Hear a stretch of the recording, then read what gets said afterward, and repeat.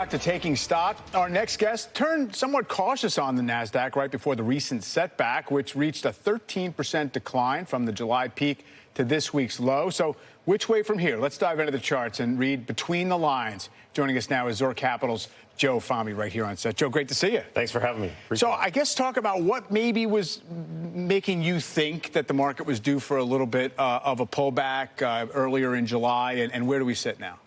As far as bigger picture, we started a bull market in May of 2023, in my view. And bull markets last about 3 to 4 years, and with corrections along the way. So my view is this recent pullback is just a normal correction within an overall trend.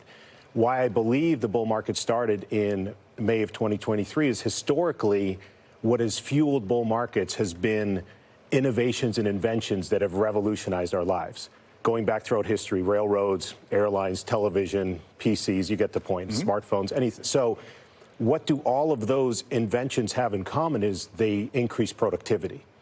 And the new invention or innovation that's going to increase productivity is artificial intelligence. And I believe that's what's going to fuel and continue to fuel this bull market. And proof of that is right when bull markets start, the true growth leaders show up right away. And what happened in May of 2023?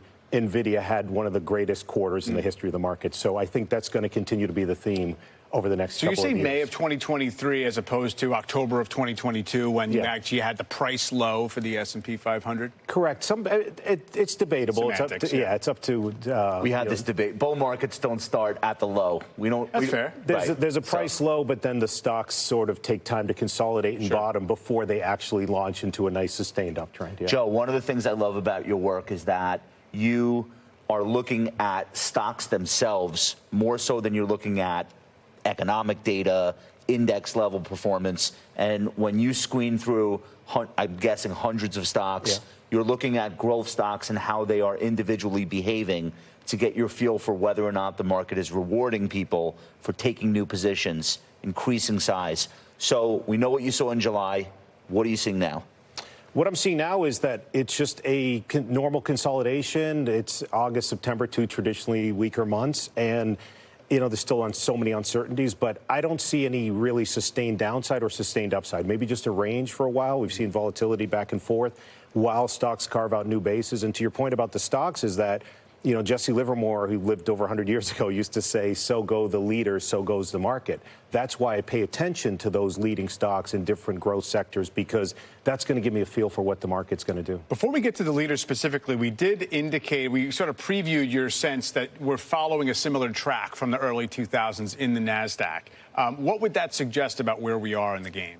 So the chart behind me is there's incredible, I'm a historian, I'm kind of a market geek, so there's an incredible similarity to 20 years ago to the bull market that I believe started around, you know, April, May of 03 versus this one. And the four similarities are, number one is we had a prior bear market. So 2002 was the prior bear market, 2022, that's step number one. Step number two is we bottomed, the actual price low was in October 10th of 2002, and as they say, history tends to, you know, rhyme. Literally 20 years to the day, October 13 of 2022. 20 years later, the market bottomed. That was step number two. To the point about after you bottom, you got to form bases. Let stocks form technical bases and consolidate before they launch. That happened as well. That was step number three. And in 2003, we started to move out in April, May of 2003. And fast forward, it's 2023. Now, the big to be determined is that bull market went on from 03 to October of 07 with normal pullbacks along the way. So far, that's what I think is happening and will continue to happen. But we reserve the right to be open-minded and flexible with our approach. Two areas of obvious leadership right now. One is anything to do with defense. And obviously, we know what's in the headlines. But if you look at Lockheed, if you look at the names that are comprising that sector of the market, those stocks are on fire. But the other area is real estate. 83% of the XLRE components are above their 200-day. This has been above 80% for 22 straight trading days. You really don't see it that often in this group of stocks. Over the last month, real estate sector up 4.5%, the best sector of the 11 S&P categories. When you look at a space like that, and you're in this situation where you want growth, you want leadership to hold up, can you find stocks that fit the bill while we're in this kind of consolidation phase that are giving you a little bit of an edge today? Yeah, you can within those sectors and look through them. As we know, the market's a discounting mechanism. So real estate, home builders have been acting better, discounting that 6 to 9 months from now rates will be lower. But I don't like to chase sector rotation. I'm a growth manager. I try to stick with what works over time. I'm not going to just try to jump in and out. So I'm trying to stick with some of the growth themes, whether it's semi, software, medical products, some biotech, some pharma, that are, at least in my view, have good growth now and great sustainable growth going forward. All right. We'll see what that means for NVIDIA and semis and all the rest. Joe, great to have you. Thanks so much. Thanks for having me. Thanks, Joe. Appreciate it. All right, still ahead, shares of Eli Lilly soaring nearly 11% this week after hiking its full-year outlook on both the top and the bottom.